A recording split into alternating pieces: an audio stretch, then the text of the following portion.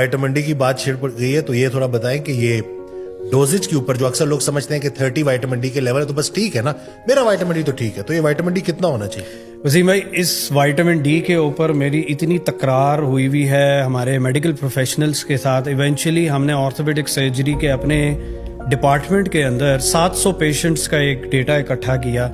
We found out कि जो labs के जो रिजल्ट्स आते हैं, this goes for all labs, आपके जो रेफरेंस रेंजेस होती हैं वो उन जगहों पे मबनी हैं जिन जगहों पे इनके ऊपर कोई डेटा इकट्ठा हुआ हो, मोस्टली कॉकेजन्स, बिल्कुल यहाँ का गोरा।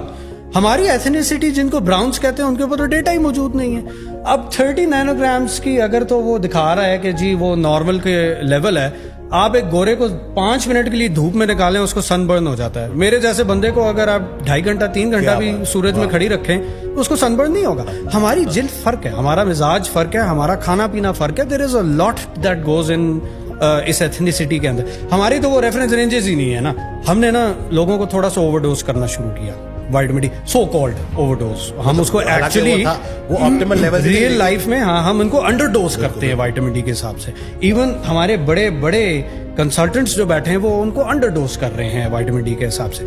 अच्छा, optimal dose what we found out in our 700 patients was के when you cross the 70 nanogram mark, 70 से 100 के बीच में, 70 से 100 के बीच में सिम्टम्स एलिविएट होना शुरू होते हैं। हमारा भी बिल्कुल यही सारा एक्सपीरियंस। बिल्कुल 30 to 70 कख नहीं हो रहा। वो पेशेंट बार बार आपके पास आ रहा है कि जी दर्द नहीं ठीक हुई।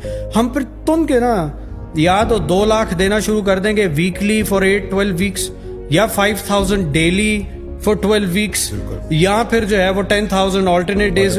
जेन में है कि जी रिप्लेनिशमेंट के लिए आपको डेली 5000 देना ही देना है। आप वो दे के आप देखें, हफ्ते का नाका करें, आप टेस्ट करवाएं विटामिन डी का। अब लोग ये भी गलती करते हैं, वो हलो मच जाती है कि जनाब आपने सुबह विटामिन डी लिया है, शाम को आप टेस्ट करा के हमारे पास ले आए हैं। तो भाईजान उसको अभी आपने थर्ड स्पेस तो होने नहीं दिया विटामिन डी को, वो तो विटामिन डी ऊपर ही आएगी। हफ्ते का नाका दो, विटामिन डी करवाओ, उसके बाद आप चेक करवाएं तो आपको पता चल जाएगा आपके ब्लड के एक्चुअल लेवल्स विटामिन डी के क्या है। वो विटामिन डी अगर आपके 70 और 100 के बीच में, दैट डज नॉट वारंट के you leave vitamin D, that only warrants के you taper it down to a maintenance dose। Dose, यानी कि सिर्फ उसको 70 से 100 तक लेके नहीं जाना, उसको वहां मेंटेन करना है।